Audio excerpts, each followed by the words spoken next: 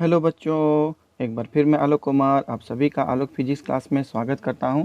जैसा कि हम लोगों ने पिछले क्लास में बच्चों प्रत्यास्थता लेसन से संबंधित बहुत सारे तथ्यों पर हम लोगों ने विचार किया था बच्चों। उसमें से सबसे जो महत्वपूर्ण था बच्चों वो था कि विकृति का प्रतिबल के साथ क्या संबंध था, है ना। हुक का नियम क्या था और प्रत्यास्थता गुणांक जैसे कि यंग प्रत्यास्थता गुणांक, आयतन प्रत्यास्थता गुणांक और फिर अपरूपण प्रत्यास्थता गुणांक पर हम लोगों ने महत्वपूर्ण चर्चा किया था बच्चों। तो चलिए आज उसी क्लास को हम लोग आगे बढ़ाएंगे बच्चों और हम लोग जानने का प्रयास करेंगे कि, है ना, पाइसन्स रेशियो क्या होता है बच्चों। और साथ ही हम लोग देखेंगे कि जो प्रतिबल के साथ जो किसी भी तार में, है ना, विकृति जो उत्पन्न होती है जिस उसके कारण तार में कितनी ऊर्जा संचित होती है, इसके बारे में भी हम लोग इस टॉपिक्स या इस वीडियो में विचार करने वाले हैं बच्चों। तो आप लोग मेरे साथ बने रहें बच्चों और इस वीडियो का आनंद लें और नॉलेज गेन करने का प्रयास करें। तो चलिए हम लोग बिना समय को बर्बाद करते हुए, है ना, हम लोग इस लेसन को शुरुआत करते हैं। तो आज हम लोग प्रत्यास्थता में देखेंगे बच्चों कि पॉइसन्स, है ना, निष्पत्ति क्या होता है, पॉइसन्स रेशियो क्या होता है बच्चों। तो चलिए हम लोग शुरुआत करते हैं। सबसे पहले मैं टॉपिक्स को लिख देता हूं बच्चों। पॉइसन्स निष्पत्ति हम लोग आज इसको देखेंगे बच्चों। पॉइसन्स निष्पत्ति जिसको हम लोग पॉइसन्स रेशियो भी हम लोग कहते हैं, इसको हम लोग पॉइसन्स रेशियो भी कहते हैं, है ना। तो इस किसे कहते हैं आप लोगों को मैं बता देता हूँ। तो सबसे पहला इसमें यही आप लोगों को जानना है बच्चों कि अनुप्रस्थ विकृति, आप लोग उतना दिन से जानते थे बच्चों कि अनुदैर्घ्य विकृति होता है, लेकिन यहाँ पर आप लोगों को पढ़ना है कि अनुप्रस्थ विकृति क्या होता है। देखिए अनुप्रस्थ विकृति जो होता है, अनुप्रस्थ विकृति, है ना, अनुप्रस्थ विकृति अनुदैर्घ्य विकृति के समानुपाती होता है। अनुप्रस्थ विकृति अनुदैर्घ्य विकृति के समानुपाती होता है, अनुदैर्घ्य विकृति के समानुपाती होता है, विकृति के समानुपाती होता है, समानुपाती होता है ना। अब आप लोग कहेंगे कि सर अनुप्रस्थ विकृति क्या होता है, अनुदैर्घ्य विकृति तो हम लोग जानते हैं क्या होता है ना। जैसे कि मान लेते हैं कि बच्चों की यहाँ पर एक तार है हमारे पास, ये एक तार है ना, इतनी मोटाई का एक तार है। इस पर हम जब, है ना, इसके लंबाई के अनुदिश जब हम लोग F बल लगाते हैं बच्चों तो इसकी लंबाई में वृद्धि होती है। मान लेते हैं कि ये इसकी लंबाई में वृद्धि है, कितना वृद्धि हो गया, तो डेल्टा L लंबाई में वृद्धि होती है।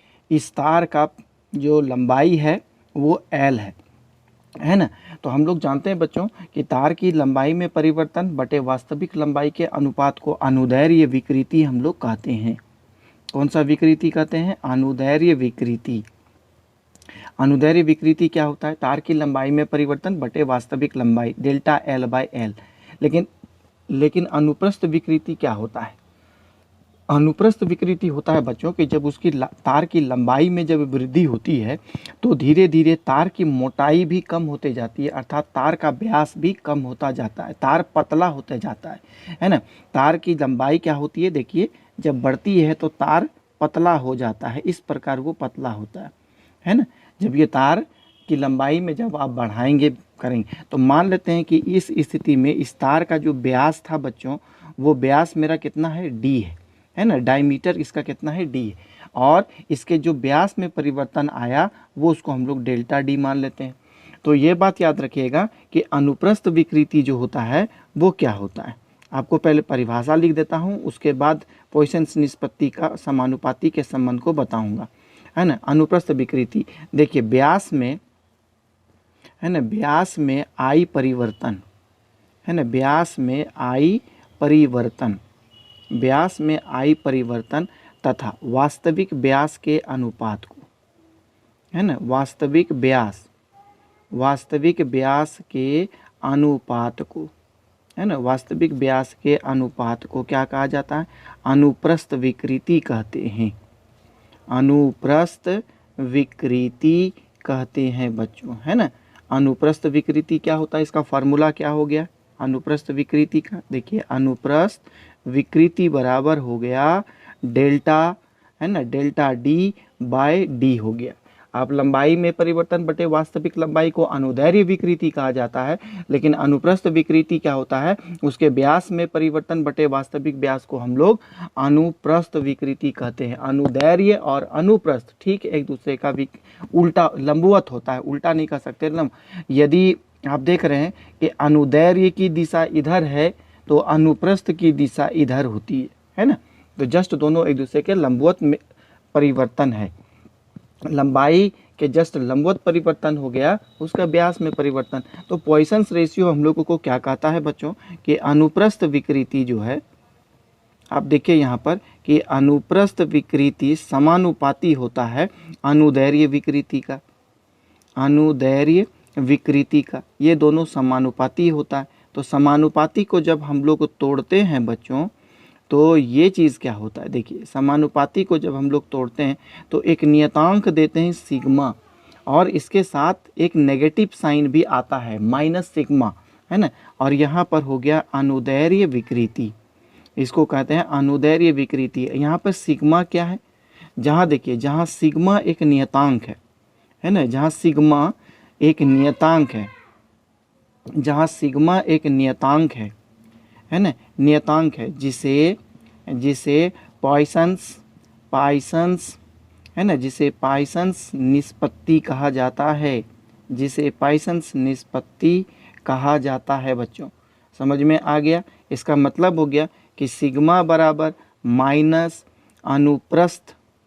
अनुप्रस्थ विकृति माइनस अनुप्रस्थ विकृति बटा अनुदैर्ध्य विकृति, तो अनुदैर्ध्य विकृति होगा, है ना। ऋणात्मक चिन्ह यहाँ पर क्या सूचित करता है बच्चों, आप लोग समझिए। यहाँ पे ऋणात्मक चिन्ह सूचित करता है, ऋणात्मक चिन्ह सूचित करता है ना, ऋणात्मक चिन्ह सूचित करता है कि, है ना, कि आप यहाँ पर देखिए कि जब तार की लंबाई में वृद्धि हो रही है तो व्यास में कमी आती है ना। यही सूचित करता है कि जब देखिए सूचित करता है कि जब तार की लंबाई में वृद्धि होती है, जब तार की लंबाई में वृद्धि होती है, तार की लंबाई में वृद्धि होती है तो तार का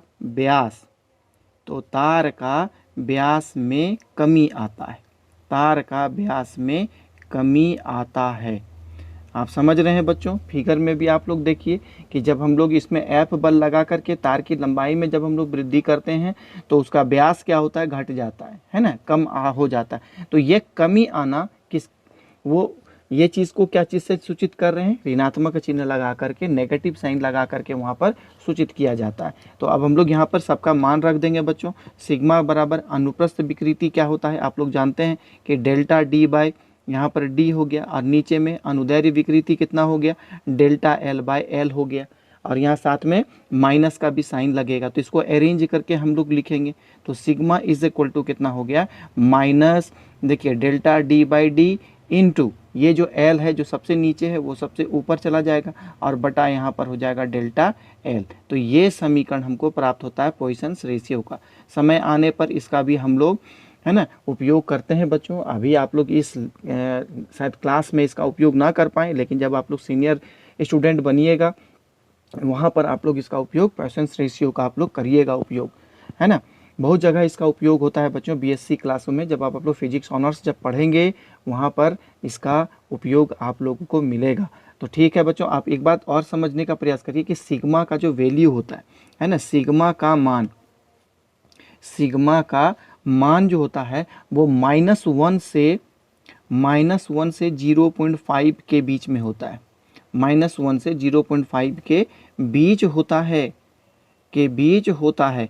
लेकिन नेगेटिव साइन -1 जो होता है बच्चों, ये कोई, है ना, मतलब कह सकते हैं कि इसका कोई अर्थ नहीं होता है कि लंबाई में परिवर्तन या -1 है या फिर व्यास में परिवर्तन या -1 है, तो इसका कोई वैल्यू नहीं होता। ऋणात्मक मान में परिवर्तन कुछ भी नहीं होता है ना। लंबाई ऋणात्मक हो रही है, ये हमारे दैनिक जीवन में इसका कोई उपयोग नहीं है। लेकिन जब आप मैथमेटिकल कैलकुलेशन करिएगा तो इसका वैल्यू -1 से 0 के बीच में आता है। लेकिन यहाँ पे मैं लिख देता हूँ कि लेकिन प्रायोगिक रूप से ये होता है मैथमेटिकल कैलकुलेशन के आधार पर हमको -1 से 0.5 के बीच में मिलता है। लेकिन जब हम लोग प्रयोग करते हैं प्रायोगिक आधार पर, है ना, प्रायोगिक आधार पर सिग्मा का मान 0 से 0.5 के बीच होता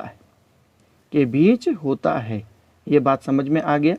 क्योंकि यहाँ पर माइनस का कोई वैल्यू नहीं होता है। -1 लंबाई में परिवर्तन -1 हो रहा है, इसका कोई अर्थ नहीं है बच्चों। 0 से भी कम परिवर्तन होना ये कोई संभव नहीं है, इसीलिए माइनस को हम लोग हटा देते हैं और यहाँ से हम लोग सूचित करते हैं कि सिग्मा का मान 0 से 0.5 के बीच में होता है। चलिए ठीक है बच्चों, ये बातें आप लोगों को समझ में आ गई। तो ठीक है बच्चों, अब हम लोग नेक्स्ट जो है टॉपिक्स हमारा कि किसी भी तार में जब हम लोग प्रतिबल आरोपित करते हैं और उस तार में कितनी विकृति उत्पन्न होती है, अर्थात तनी हुई तार में कितनी ऊर्जा संचित होती है, इसके विषय में हम लोग अब व्यंजक नेक्स्ट पेज में हम लोग ज्ञात करते हैं बच्चों। तो चलिए हम लोग यहाँ पर देखेंगे बच्चों कि देखिए प्रत्यास्थता के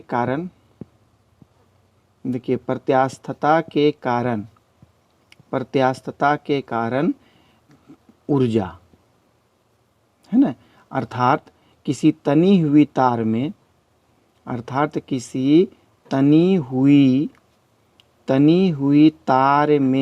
संचित स्थितिज ऊर्जा का व्यंजक हम लोगों को ज्ञात करना है।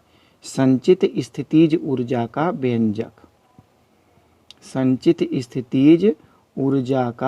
व्यंजक हम लोगों को ज्ञात करना है बच्चों, है ना। तो चलिए हम लोग इसको देखते हैं। सबसे पहले आप समझिए बच्चों कि यहाँ पर मान लेते हैं कि मेरे पास एक तार है, ये एक तार है, इसकी लंबाई कितनी है? इसकी लंबाई L है और इसका अनुप्रस्थ काट का जो क्षेत्रफल है वो बच्चों वो कितना है? अनुप्रस्थ काट का जो क्षेत्रफल है A है।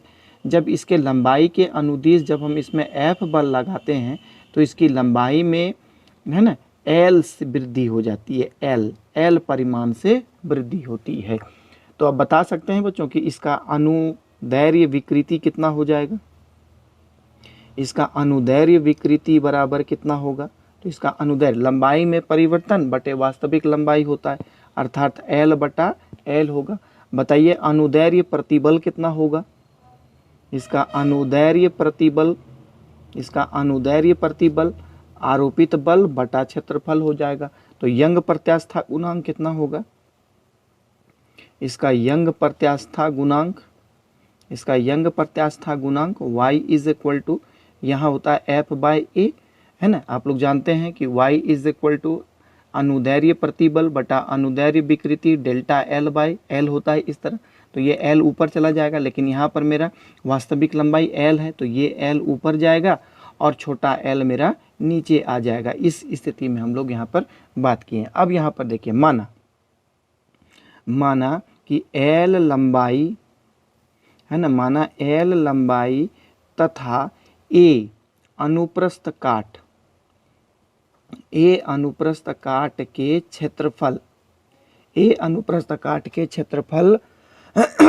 वाले तार में उसके लंबाई के अनुदिश, है ना, उसके लंबाई के अनुदिश F बल आरोपित करने पर, है ना, F बल आरोपित करने पर तार की लंबाई में L वृद्धि होती है। यदि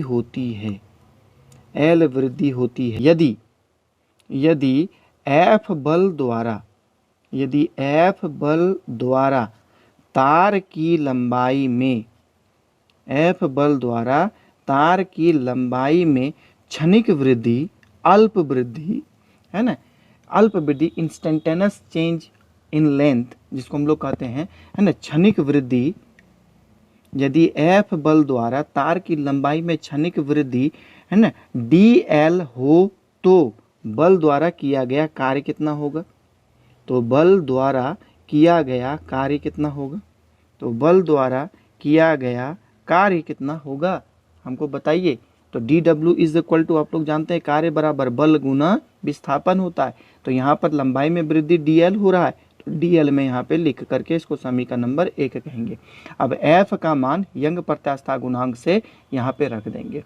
तो हम लोग यंग प्रत्यास्थता गुणांक क्या लिखे हैं बच्चों, y is equal to F by A, और यहाँ पर है l बाई एल है।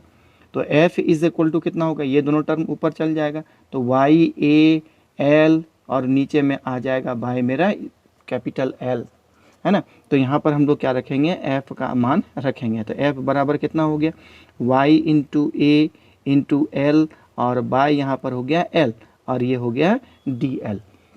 तो अब यहाँ पर मैंने तो क्षणिक लंबाई लिया था, है ना, लेकिन टोटल लंबाई में परिवर्तन कितना आ रहा है, यहाँ पर तो l लंबाई में, है ना। तो इसका मतलब है कि अब हम यहाँ पे लिखेंगे कि बल द्वारा l लंबाई परिवर्तन करने में कुल किया गया कार्य कितना होगा। तो समझ में आ गया बच्चों, लंबाई में कुल परिवर्तन कितना आ रहा है l, लेकिन dl क्या है, वो तो छोटा सा परिवर्तन है, अल्प लंबाई में परिवर्तन है। तो अब हम लिखेंगे कि जो f बल लगाए हैं और l लंबाई में जो परिवर्तन आ रहा है, तो इसमें कुल किया गया कार्य कितना होगा। तो यहाँ पे लिखिए कि l लंबाई में परिवर्तन के लिए, l लंबाई में परिवर्तन के लिए, l लंबाई में परिवर्तन के लिए किया गया कुल कार्य, किया गया कुल कार्य कितना है, किया गया कुल कार्य कितना है। तो इंटीग्रेट करना होगा, तो यहाँ हो गया dw integration y a l by l, और यहाँ पर हो गया dl। तो अब हम लोग क्या करेंगे, जो कांस्टेंट टर्म है उसको हम लोग बाहर करेंगे। तो dw का इंटीग्रेशन कितना होता है, ये तो w हो गया, कांस्टेंट टर्म है a है ना, y है और बड़ा l है ना। इस सब चीज़ के मान में हम लोग परिवर्तन नहीं कर सकते। यंग प्रत्यास्थता गुणांक, तार की मोटाई में परिवर्तन और उसकी लंबाई में परिवर्तन, वास्तविक लंबाई में परिवर्तन नहीं कर सकते, इसलिए कांस्टेंट टर्म है तो ये बाहर आ गया। चेंजिंग सिर्फ l और dl में होता है। तो इसका जब आप लोग इंटीग्रेशन करेंगे तो हमको कुछ इस प्रकार मिलेगा, y a बाय l, और ये हो जाएगा इसका इंटीग्रेशन l स्क्वायर बाई 2 आ जाएगा। तो w बराबर कितना मिल गया, w बराबर मिल गया 1/2, और ये हो गया y a l स्क्वायर, और नीचे में हो गया बाय l। तो अब इसको हम लोग थोड़ा अरेंज करेंगे बच्चों, है ना। इसको हम लोग अरेंज इस प्रकार करेंगे, y/2 हो गया, अब देखिए 1/2 हो गया y a l by l, और यहाँ पर हम लोग इसको l लिखेंगे, है ना। तो ये l स्क्वायर है, तो इसको दोनों को हम लोग अलग करके लिख सकते हैं। अब यहाँ पर आप देखिए कि y a l by l, ये मेरा देखिए यहाँ पर इक्वेशन निकला हुआ है जिसका वैल्यू कितना है, f है। तो w बराबर इसके जगह में हम लोग f लिख सकते हैं, तो यहाँ हो गया 1/2, इसके जगह में लिखे f इंटू l, यही समीकरण है मेरा, है ना। तो इसका मतलब है कि जो हम लोगों ने बल लगाया, तार में जो हम लोगों ने बल लगाया और बल के द्वारा किया गया कार्य था बच्चों, वो कितना होता है, 1/2 आरोपित बल और उसके लंबाई में वृद्धि को जब हम लोग गुना करते हैं तो कुल किया गया कार्य हम लोगों को मिल जाता है बच्चों। तो कार्य बराबर कितना हो गया, तो कार्य बराबर हो गया 1/2 गुना आरोपित बल, गुना आरोपित बल, है ना, आरोपित बल, और गुना लंबाई में वृद्धि, गुना लंबाई में वृद्धि। यही किया गया कार्य जो है, यह किया गया कार्य, यह किया गया कार्य, है ना। देखिए तार के लंबाई, तार के लंबाई में वृद्धि वाले क्षेत्र में, तार के, है ना, यह किया गया कार्य तार के लंबाई में वृद्धि वाले क्षेत्र, तार के लंबाई में वृद्धि वाले क्षेत्र में या भाग में, भाग लिख सकते हैं, तार के लंबाई में वृद्धि वाले भाग में स्थितिज ऊर्जा के रूप में संचित हो जाती है, स्थितिज ऊर्जा के रूप में संचित हो जाती है, स्थितिज ऊर्जा के रूप में संचित हो जाती है, स्थितिज ऊर्जा के रूप में संचित हो जाती है बच्चों। ये बात समझ में आता है, आप ये बात समझिए, तो यहाँ पे समझने का प्रयास करिए, है ना। देखिए ये एक तार है बच्चों, है ना, तो इसमें जितनी ऊर्जा होनी चाहिए उतनी ऊर्जा तो होगी ही होगी, ये बात तो निश्चित है। अब जब इसकी लंबाई में जब हम लोग वृद्धि करते हैं तो इस भाग में ऊर्जा कहाँ से आएगी, है ना, इस भाग में ऊर्जा कहाँ से आएगी, तो ये ऊर्जा कहाँ से आएगी, जितना हम लोगों ने कार्य किया इस लंबाई में वृद्धि करने के लिए, वही कार्य इस भाग में स्थितिज ऊर्जा के रूप में संचित हो जाती है। आप लोग ऊर्जा संरक्षण का सिद्धांत तो पढ़े होंगे, ऊर्जा तो नष्ट नहीं हो सकती है, उतना तो उसका निर्माण किया जा सकता है। तो अब यहाँ पर बात समझिए कि इतना तो भाग में ऊर्जा है ही, लेकिन जब मैंने लंबाई में वृद्धि की तो इस वाले भाग में भी तो ऊर्जा होना चाहिए। तो ये ऊर्जा कहाँ से आएगी? तो इस लंबाई में वृद्धि या इस भाग में जो वृद्धि करने के लिए मैंने जितना कार्य किया, यही किया गया कार्य इसमें स्थितिज ऊर्जा के रूप में संचित हो जाती है। तो इतने भाग में वृद्धि करने के लिए मैंने कितना कार्य किया? तो इतना कार्य होगा 1/2 F इंटू एल, जितना बल लगाया गया और जितनी लंबाई में वृद्धि हुई, वही इसमें हम लोगों ने कार्य किया। तो ये बात आप लोगों को समझ में आ गया होगा। तो इसका मतलब है कि यह किया गया कार्य तार में लंबाई में वृद्धि वाले भाग में स्थितिज ऊर्जा के रूप में संचित हो जाती है। अर्थात इस भाग में संचित ऊर्जा कितनी होगी? Potential energy is equal to 1/2 F into L, यही इसका व्यंजक है। ये बात क्लियर हो गया बच्चों? अब एक बात और यहाँ पर आप लोग समझने का प्रयास करिए। मैं इसे जो है इक्वेशन 2 मान लेता हूँ। यहाँ पर ये जो आप भाग को देख रहे हैं, इसको हम लोग इक्वेशन 2 मान लेते हैं। अब प्रति एकांक आयतन की ऊर्जा हम लोग गणना करते हैं। देखिए, प्रति एकांक आयतन की ऊर्जा, प्रति एकांक आयतन की ऊर्जा, प्रति एकांक आयतन की ऊर्जा क्या होगी? प्रति एकांक आयतन की ऊर्जा क्या है? आप थोड़ा समझने का प्रयास करिए। प्रति एकांक आयतन की ऊर्जा, तो आप देखिए समीकरण 2 से, समीकरण 2 से, समीकरण 2 क्या है बच्चों? तो समीकरण 2 है W is equal to 1/2 YA L²/L। तो प्रति एकांक आयतन है, इसलिए आयतन यहाँ पर मैं भी लिख देता हूँ, वो भी बाय के रूप में। तो प्रति एकांक मतलब नीचे उसको भी से भाग देना पड़ेगा। तो यहाँ पर इस बात बताइए कि इस तार का आयतन कितना है? ये जो मेरा तार था बच्चों, इस जिसकी लंबाई कितनी है? जिसकी लंबाई L है और अनुप्रस्थ काट का क्षेत्रफल A है, तो इसका आयतन कितना होगा? तो हम लोग जानते हैं कि आयतन बराबर क्षेत्रफल गुना लंबाई होता है। आयतन बराबर कितना होता है? क्षेत्रफल गुना लंबाई। तो इसका क्षेत्रफल A है और लंबाई L है, तो इसका आयतन कितना हो गया? A इंटू एल हो जाएगा। तो यहाँ पर मैं वही बातें लिख देता हूँ। तो W इज इक्वल टू कितना हो गया? 1/2 YA, यहाँ हो गया L² और नीचे में हो गया L। और यहाँ पर हम लोग क्या लिखेंगे बच्चों? देखिए, यहाँ पर आयतन हो गया इसका A और नीचे में हो गया L। ये बात आप लोगों को समझ में आ गई होगी। अब यहाँ पर थोड़ा सी बात को देखिए। तो W इज इक्वल टू, इसको जस्ट अरेंज करेंगे। तो यहाँ पर हो गया आपका Y, है ना, यहाँ पर हो गया A, है ना, और देखिए A तो कैंसिल भी हो सकता है, ये A और A यहाँ से मेरा कैंसिल हो गया। यहाँ पर क्या बच गया? यहाँ भी A L² है और यहाँ पर देखिए नीचे जो L है, ये भी L आ जाएगा, L का स्क्वायर। तो L/L का यहाँ पर हो गया होल स्क्वायर। तो L/L जो है ना बच्चों, ये मेरा अनुदैर्ध्य विकृति है। आप जानते हैं अनुदैर्ध्य विकृति को। तो ये W इज इक्वल टू कितना हो गया? यहाँ पर 1/2 हो गया। तो Y क्या है मेरा? यंग प्रत्यास्था गुणांक है। इसको मैं यहाँ पे लिख देता हूँ वर्ड में। ये हो गया यंग प्रत्यास्था गुणांक, यंग प्रत्यास्था गुणांक और गुना, और L/L जो हो गया मेरा यहाँ अनुदैर्ध्य विकृति है। ये क्या है? अनुदैर्ध्य विकृति है, अनुदैर्ध्य विकृति है ना, का होल स्क्वायर है। तो होल स्क्वायर मैं यहाँ पर दे देता हूँ। अब यहाँ पे थोड़ा सा ध्यान दीजिएगा। तो W is equal to 1/2, Young प्रत्यास्था गुणांक क्या होता है? आप जानते हैं कि अनुदैर्ध्य प्रतिबल, अनुदैर्ध्य यंग प्रत्यास्था गुणांक बराबर होता है अनुदैर्ध्य प्रतिबल बटा अनुदैर्ध्य विकृति, बटा अनुदैर्ध्य विकृति, है ना। और यहाँ पर मेरा क्या है? अनुदैर्ध्य विकृति, अनुदैर्ध्य विकृति नहीं का होल स्क्वायर है।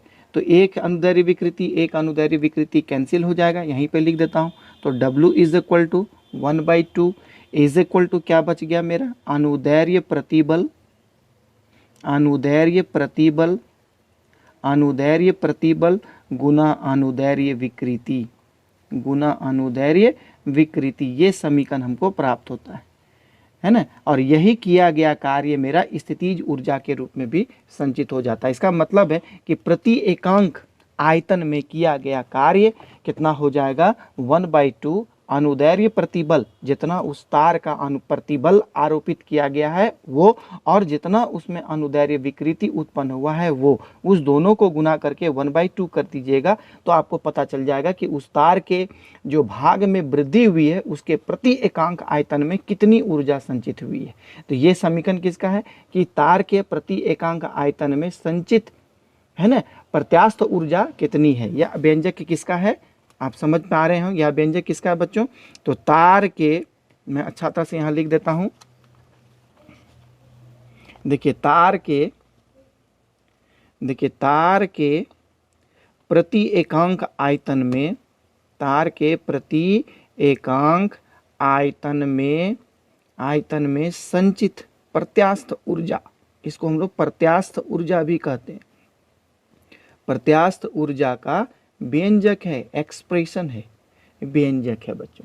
तो ये बातें आप लोगों को मैंने अच्छी तरह से समझा दिया है बच्चों, है ना। आप लोग इसे देखें और भी ज़्यादा इसे समझने का प्रयास करें बच्चों, है ना। जब सारा टॉपिक्स एक एक पॉइंट्स जब आप लोगों का क्लियर होगा तभी ये बातें आप लोगों को अच्छी तरह से समझ में आएगी, अन्यथा आप लोगों को नहीं समझ में आएगा बच्चों। तो यदि आप लोगों को एक एक पॉइंट्स इसमें क्लियर है, एक एक, है ना, वर्ड का एक एक फिजिकल क्वांटिटी का आप लोगों को डेफिनेशन मालूम है, तो ही आप लोगों को सारी बातें समझ में आएगी। यदि आप लोगों को समझ में आती है बच्चों तो बहुत अच्छी बातें हैं, और यदि आप लोगों को समझ में नहीं आता है बच्चों तो इस वीडियो को 1 बार 2 बार 3 बार आप लोग करके देखें, और जो भी पिछले वाले जो वीडियो में जो भी बातों को मैंने बताया था उसे भी याद रखने का प्रयास करें। तो ठीक है बच्चों, आज मेरा वीडियो इतना ही तक रहेगा। आप लोगों के साथ कल मैं एक नए टॉपिक्स के साथ उपस्थित रहूँगा, है ना। तब तक आप लोग अपना ख्याल रखें बच्चों, हमेशा हंसते रहें, खेलते रहें, मुस्कुराते रहें, और इसी प्रकार हमारे वीडियो को आप लोग देखते रहें और अपने दोस्तों के साथ शेयर करते रहें बच्चों। तो ठीक है बच्चों, आप अपना ख्याल रखिए। Bye bye, lots of thanks, जय हिंद।